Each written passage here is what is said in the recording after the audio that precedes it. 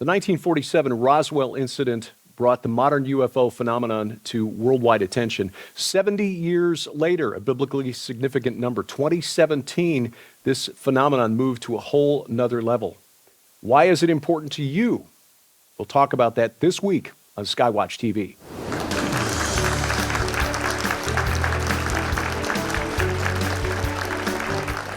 Welcome to Skywatch TV, and thank you for joining us this week. I'm Derek Gilbert, sitting in for Joe Artis Horn, and this week a topic that is near and dear to our hearts, something that we've been very interested in for a very long time, but something that is often dismissed as absolutely fringe. Let me introduce our guests on the panel this week. First, a prolific writer who is a contributor to the Politics, Prophecy, and Supernatural Report, co-host of the podcast Through the Black, and the author of a book that we highly recommend. They Only Come Out at Night. Please welcome Vicki Joy Anderson.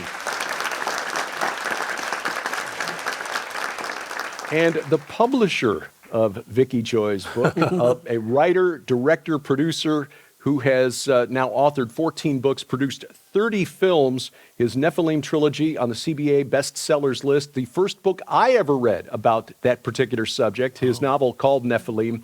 He's the author of the brand new book, Rungs of Disclosure. Very timely. It is our honor to welcome to the program L.A. Marzulli.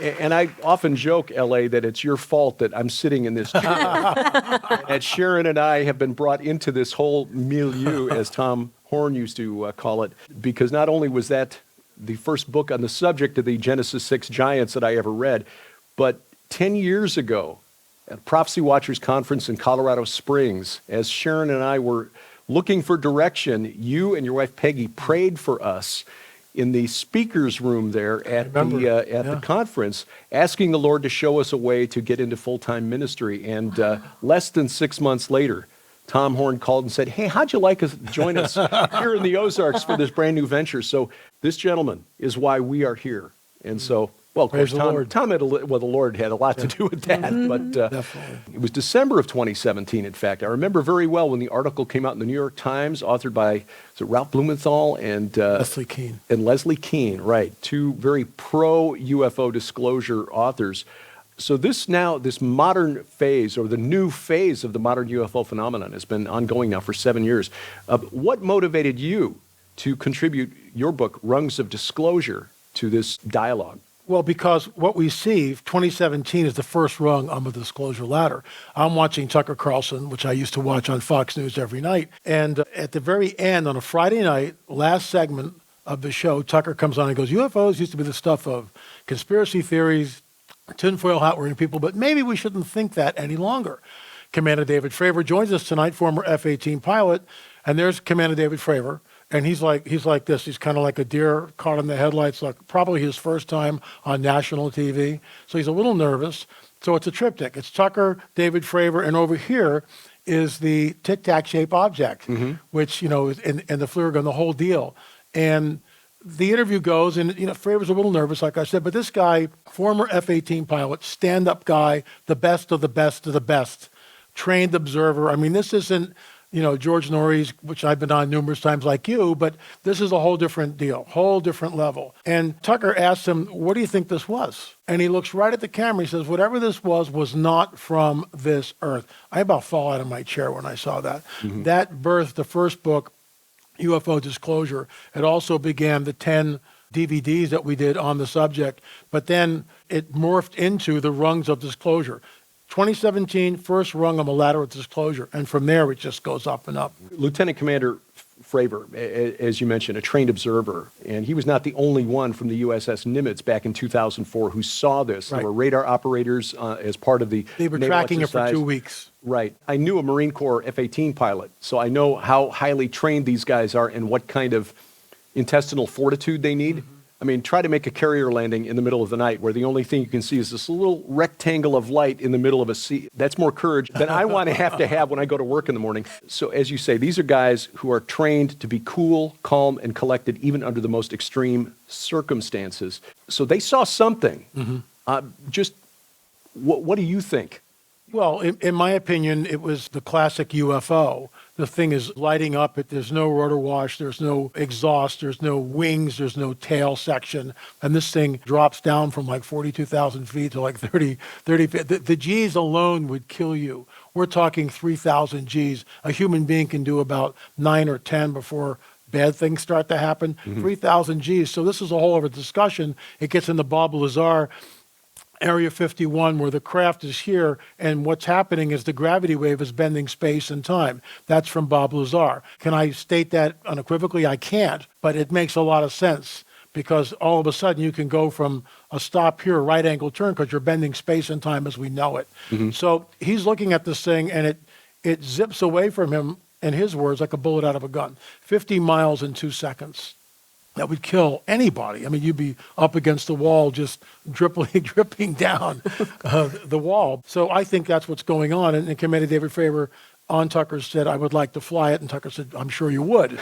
And you remember, Fravor and his wing woman, these are not Elmer Fudd. These are, like you said, these are highly trained individuals. You don't give an F-18, which costs millions of dollars, to some. This is the best of the best of the best. And this guy was an ace. I mean, just an ace airman. And he engaged it. And also, what they didn't mention on Tucker, when he cut across the circle, so the tic-tacs here, he's flying around like this. And he finally cuts across the circle. This thing comes at him and jams his radar, which is an act of war. And then it zips away. Derek and I watched a documentary last year, I think, and it was about that incident, interviewing a number of people, not just pilots, but radar operators. One of the radar operators talked about the dreams he had after the event. I remember and that, they yeah. were horrific Yep. dreams. Apocalyptic. Yes. Is this more than just technology that we don't understand? I think these entities have a very nefarious agenda. They have been here and increasing in numbers since 47, in my opinion. So you have 45, which is the atomic bomb, 47, Roswell, 48, Israel. And when Israel becomes a nation, in my opinion, the whole thing just takes off. The whole UFO phenomena as we know it, crop circles, abductions, cattle mutilations, just all the different sightings, everything just begins to just go through the roof in numbers. Sighting, I mean, the cattle mutilations itself, and that really wasn't happening until you could go back maybe 100 years and see one or two, but now it's like, it's national news. So yeah, I think there's a very nefarious agenda. You get too close to these guys, like this one pilot who had nightmares afterwards. Obviously, something happened there. People have committed suicide over this. Abductees are haunted, people who are taken. And where do you go? That's one of our films. Who do you talk to? Where do you go? Well, that's a really good point. I remember we interviewed you years ago about the Stephenville, Texas incident. Yes. And how these entities or these craft were witnessed by many, many people in Texas. And this was, 2004? Stephenville Lights, yeah. Ricky Sorrell, I interviewed him. Right. And you offered to the churches in Texas, hey, Come down. I would, come down for free. and speak, at my own expense. Right. And how many responses did you get? Last time I checked, it was zero. None of them wanted to touch No, it, even though please. many of the people, presumably in their congregation, some of them would have seen these things. And they were grappling to understand what they had seen. Because if it's not taught, then you're looking at this thing and going, are we alone? What am I looking at? Are these benevolent or malevolent? Are these our space brothers? Are these from some faraway planet like Epsilon Eridani, or is that a reticuli? What are we looking at here? But the Bible, in my opinion, makes it really clear what we're looking at. And these are nefarious entities. Well, I'm glad you mentioned the Bible because I love the title. It reminds me of Jacob's Ladder. I assume that had something to do with your reason for the title. Yes and no, probably subconsciously. I felt the Lord gave me the title of the book, The Rungs, because it's like a ladder. We're here, rung number one, now 2, 3, and that's what's going on. And we're actually on, I think in the book we only go up to 17 or 18. We're up to 20 now. So the first rung of disclosure, is that the Commander Fravor? That's the Commander David USS Fravor, Nimitz Tucker Carlson. incident? I mean, seriously, I fell out of I said, Peggy, the phone's going to ring. Batten down the hatches. My gosh, the emails are going to come in. We're going to be invited all over the place. This is it. Disclosure is happening. The next day, I'm like, nothing happened. Totally flat. Hang on, one email or something. It was like a yawn, wasn't it? Just totally flatline. Nobody cares. It's like, it's unbelievable. But that is astonishing that since then it has gone mainstream. Up until December of 2017 in the New York Times article, It was, Yeah, you wouldn't Push touch aside. this in the corporate, other than to mock it or make fun of it. Make fun of it. But now you've seen it not just with Tucker Carlson, who spent a lot of time on this. It's everywhere. It's in the But- halls of Congress. Exactly. Why is Congress discussing this now? There are entities within the government that are not accountable to anybody. It's black budget stuff. And this is why when you watch the congressional hearing and they go, well, who do we talk to? What contractors? What branch of government? I mean, there's absolutely no accountability. Nobody knows. They can't penetrate the veil. They can't penetrate the wall of silence, whatever analogy you want to use. They can't figure out, well, who's running the show here? You hear terms like the Collins elite thrown around. Well, does that really exist? I think they do. But no one's sitting down with the Collins elite and asking questions. Nancy Mace said something just a couple of days ago. I want one of these bodies from the craft brought in front of Congress, which is really interesting. I mean, she's throwing down the gauntlet, bully for her. But the needle, it moves very slowly in the halls of Congress, but my gosh, at least they're talking about it. At least it's not, some conspiracy theory. And for me, I'm going to jump way ahead here, but one of the most astounding moments in my lifetime when Nancy Mace, the representative from South Carolina, is interviewing David Grush, who's a whistleblower.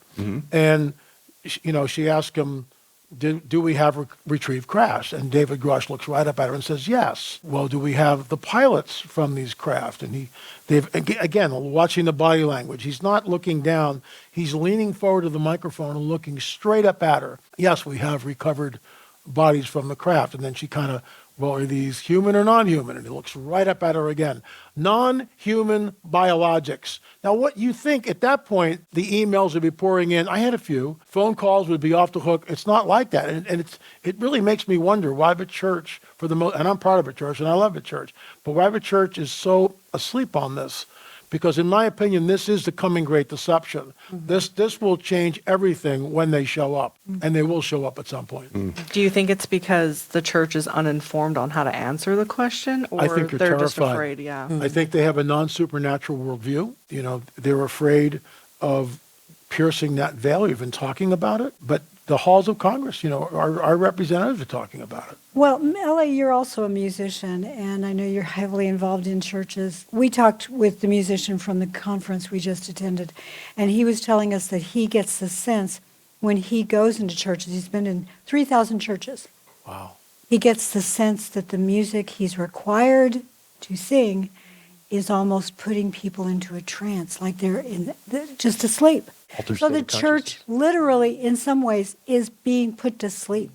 And the dichotomy between what's on the pulpit and what's in the pew, because if you, by a show of hands, asked how many people in this audience have had a paranormal or supernatural experience, have seen a UFO, have had sleep paralysis, you would have, I think, 50% at least. And I've done this at pastors and assistant pastors look behind them and they go, oh my gosh. Yeah. Because 35% of the people, sometimes higher, have their hands raised. Well, ladies and gentlemen, you can support the ministry of Skywatch TV and our continued efforts to share the gospel of Jesus Christ throughout the four corners of the world and receive your very own copy of this urgent new work when you order the Rungs of Disclosure special offer. Not only does this incredible opportunity include L.A. Marzulli's new book, Rungs of Disclosure, but it also includes the Hybrid Age MP3 audio series on CD featuring Dr. Thomas Horn and Steve Quayle. But that's not all. Right now, this special offer also includes the legendary Official Disclosure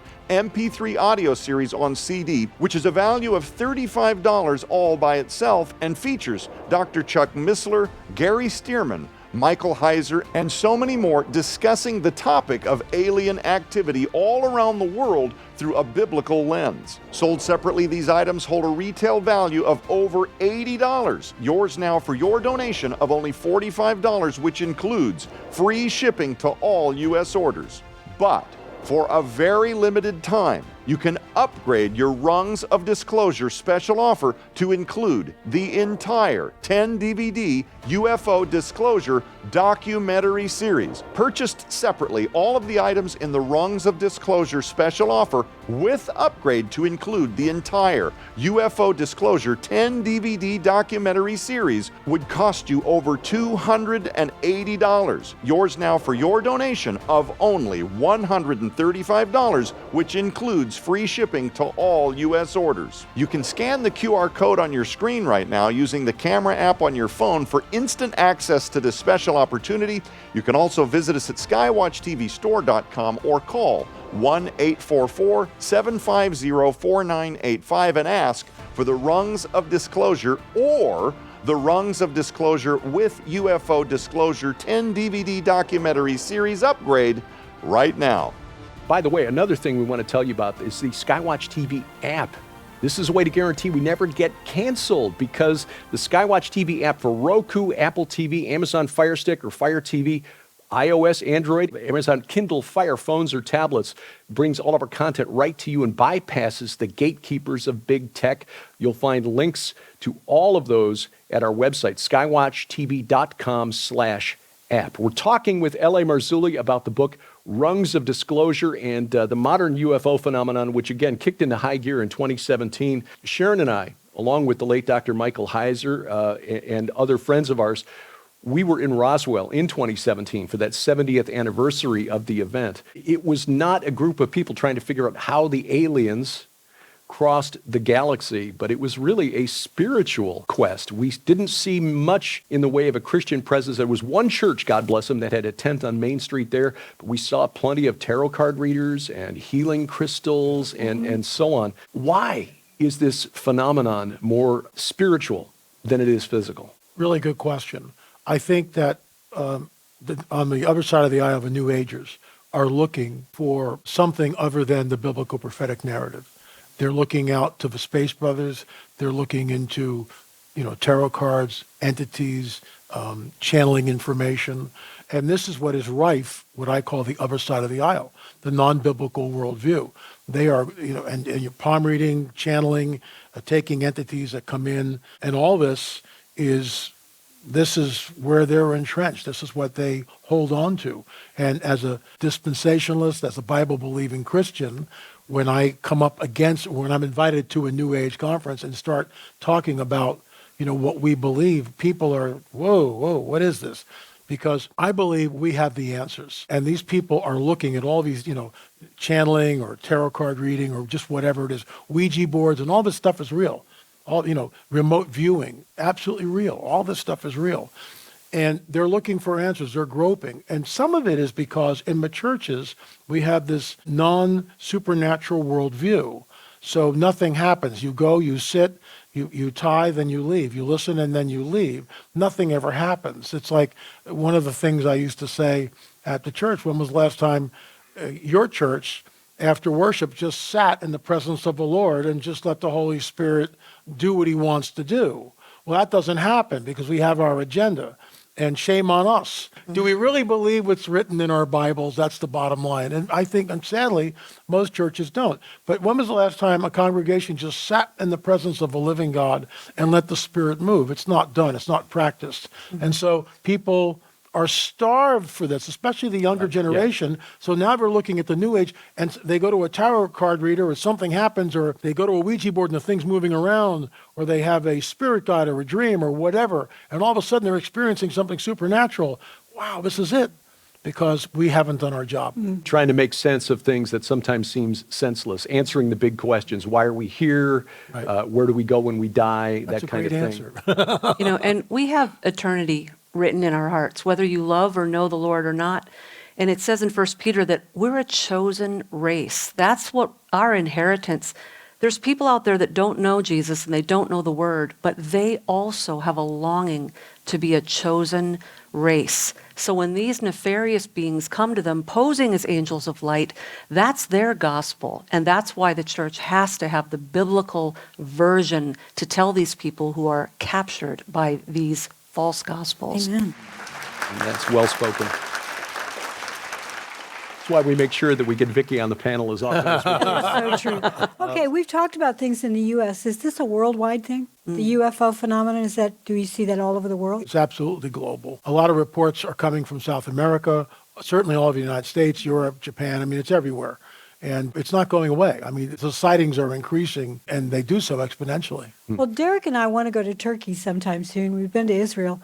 Have there been sightings in those regions? There are sightings a lot in battlefields, in and around all these areas. People have seen, orbs, lights in the sky, entities. It's all over the map. It's not reported. You've got to get inside information. I think one of the rungs on the ladder was in Iraq, and this is years ago. This is when we invaded Iraq. There's this orb, and the thing is moving across the battlefield, and everybody's going, oh my gosh, we have no control over this. We can't do anything. This is alarming. A lot of times the government or the news media couch the whole phenomena as a threat. And in some ways it is, because these things are zipping over military air bases. Yeah, and messing with our nuclear-tipped missiles. The 10 DVD set, there's some video footage in there that you and your former business partner, the late Richard Shaw, broke from the late Dr. Robert Lear, who I know you collaborated with, finding some implants, and just absolutely astonishing. This footage from Turkey, from Kumburgaz. Why do you say that this is the best UFO footage that's been found to date? Well, Dr. Roger Lear knew about this because prior to 2009, in 7 and 8, the Kumburgaz UFO just appeared over Lake Kumburgaz in Turkey. And it made the front page in Turkey. So Lear was invited in 2009 for this UFO conference. And he goes there and he hires a camera guy, and they go out to Kumburgaz, and sure enough, the UFO appears right over the lake. He's there for like 5 or 6 hours filming this thing, and he's got all the original footage, which we got. We broke the story. He allowed us to break the story. The reason why I think it's the best footage, because it shows the moon, and there's a little speck of light here. And then the cameraman zooms in on this speck of light, and you see the gull-wing craft. There's a cockpit that's open. There are 2 grays, which are in the cockpit. And this thing is just floating, just sitting there. There's a heat signature. And then later on, the craft has turned. Later on, it goes back this way, and other parts have opened up in the craft. Richard Shaw had the original footage. And in that original footage, he slowed it down by 25%. So the grays are here. There seems to be something in front of the grays, perhaps a body laying on a table, and then there's an entity which is moving like this, in and out of the frames. When you slow it down by 25%, you can see it. So we believe, it's conjecture, that this whole thing was basically an abduction event. And it's on film. A lot of the UFO footage that you see, there's a light in the sky, the light's making right-angle turns and zipping around, and then disappears. Okay, I get that. CE1, Close Encounters of the First Kind. This is a whole different deal. Not only do you see the craft, it's moving, and then you see the entities within the craft, and then this is all at night. So now it's like 5:30 in the morning, and the sun's coming up, and the craft has descended over the lake. The running lights are on. I mean, it's just an astounding footage, and we had the original footage, and we were able to break that story. I think one of the questions people would have is, are these legitimate extraterrestrials? Are these fallen angels? Are these demons? Are these demons wearing meat suits, if you will? What are the grays, and what are the other entities involved in this? We've got 5 minutes left in the show, and this is a really complex answer. Excellent. I've written chapters, and the bottom line is this: Genesis 3:15. We know that there's going to be a seed war. When you go to 2 Kings and you see Elisha and Gehazi, and they're surrounded by the Syrian army, and Elisha says, "Open his eyes, Lord," and he kicks Gehazi out of the tent. Gehazi looks above the Syrian army. "I saw the chariots of fire." Now remember, in his vernacular, there's nothing in his lexicon for UFO, flying saucer. That wouldn't happen to the 20th century. So he's looking at this, and his grid system, "I saw the chariots of fire." A chariot is a moving object. That's what he knows. And fire, that's what illuminates. There are no electric light bulbs back then. So chariot of fire, what's a chariot of fire? And it's above the Syrian army. Those are the good guys. Look, the whole phenomenon is extremely complex, and I don't have all the answers, but I will tell you this. This is the coming great deception. And there was an ad in the 2024 Super Bowl, and it's called "Hello Down There." It's 1 minute and 30 seconds. It's highly produced, millions of dollars just to do that ad, but it's 1 minute and 30 seconds. And in that, there are 4 points that they show: a diner in Texas, New York City, Paris, France, and somewhere in Japan. In other words, and people are on their cell phones, celebrity bacon diet in Texas, and then she's looking at the cat scratching the toilet paper. And meanwhile, a mile-wide UFO flies over the New York City skyline. It cuts to Paris, France, right over the Eiffel Tower. There's a mile-wide craft. No one's looking up. They're all on their tablets and cell phones. Same thing in Japan. Finally, the alien, by the way, with an elongated skull, which is another 3-hour conversation, hits a little button. "Hello down there." And all the tablets change, "Hello down there," and they see the grays waving at them. Isn't it interesting when we have an Amber Alert, your phone goes off? So I'm not making this stuff up. And everybody, the people in Texas and Medina, they look up, people in New York, and the woman who's looking at her cell phone, when she looks up, her face is one of awe. she's like, almost like it's like a holy moment. And same thing when it cuts over to Paris, France, and then Japan. The bottom line is what they're saying in a minute and 30 seconds, it's a global event. They are telegraphing what's about to happen. And I believe this is the coming great deception. These are not our space brothers from some faraway galaxy. They are interdimensional entities. And you think about this, in the book of Revelation, it talks about a one-world government, a one-world religious system, which begs the question, how does that happen? And 2,000 years ago, that's an absurd statement. Now we can see the way we're already linked up like this. You have mile-wide craft appearing over the cities of the world. That changes the global paradigm instantaneously. Now what? And that's how all this comes to pass. And we're actually seeing some cults out there that are promoting the idea that that will be Jesus coming back That's what will happen. with the heavenly host. You mentioned Genesis 3:15. Explain the connection between that and the UFO phenomenon. It's a seed war. It's not taught in the churches. In fact, I have a conspiracy theory here. If you were going to keep one verse away from pastors coming up in seminary, that's the verse. Because if you don't know Genesis 3:15, when you get to Genesis 6, it's a Sethite theory. And that's what people believe in. Genesis 3:15, the pre-incarnate Christ is in the garden. Adam and Eve are terrified, by the way. They know something has happened, but they don't know what. But they know that they are terrified. And then over here you have the dragon, the Nakash, the shining one, Satan himself, or whoever you want to, but Jesus says, pre-incarnate Christ says to the dragon, your seed, your offspring will be at war with the offspring of the woman. The one coming from the woman, the pro-evangelium, will crush your head, you'll bruise his heel. That's the entire biblical prophetic narrative. It's a seed war. Thank you, Gary Stearman, for teaching me this. But it's true. It's a seed war. And 3 chapters later, in Genesis 6, bam, the seed war erupts. And then it erupts at the Tower of Babel, Abraham and the 5 kings, Sodom and Gomorrah, the conquest of the Promised Land, and then Daniel 2:43.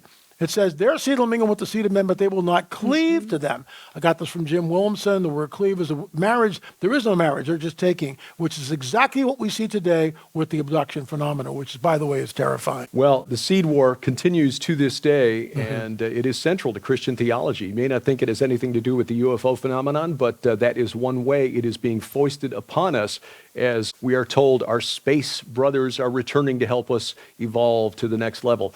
Speaking of the seed war and the mingling of the seed, are there hybrids walking among us today? Don't miss next week's program on Skywatch TV. Thank you for joining us and for watching as we keep watch. For Joe Artis Horn, I'm Derek Gilbert. This is Skywatch TV.